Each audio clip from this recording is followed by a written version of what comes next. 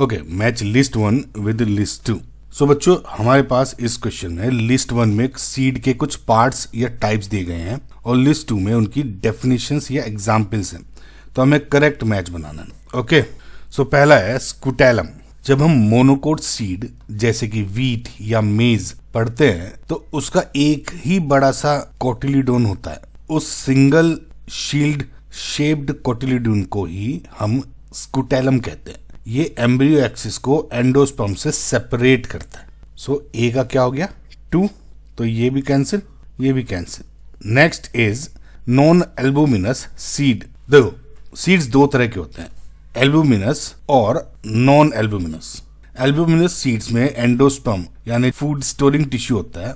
सो ये जो एंडोस्पर्म है मैच्योर सीड में भी बचा रहता है, जैसे कैस्टर या वीट बात करें। लेकिन नॉन एल्बुमिनस सीड में जो डेवलपिंग एम्ब्रियो होता है वो सारा एंडोस्पर्म कंज्यूम कर लेता है और फूड कोटिलीडोन्स में स्टोर होता है।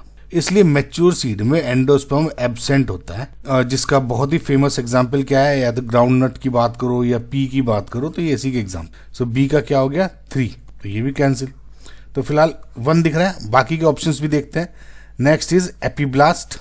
सो एपीब्लास्ट भी हम मोनोकोट सीड्स में देखते हैं, स्पेशली ग्रासेस के केसेस में। जब हम सीड का इंफ्रास्ट्रक्चर देखते हैं तो स्कूटेलम एक साथ एक छोटा रूडिमेंट्री यानी कि अनडेवलप्ड स्ट्रक्चर होता है, जिसे हम एपीब्लास्ट कहते हैं। साइंटिस्ट्स मानते हैं कि ये रूडिमेंट्री सेकंड कोटिलीडोन को रिप्रेजेंट करता है। ओके, सो सी का क्या हो गया 4। लास्ट क्या है पेरिस्पर्म। सो सीड फॉर्मेशन के दौरान ओव्यूल का एक सेंट्रल पार्ट होता है जिसे आप न्यूसिलस कहते हैं, NUCELLUS।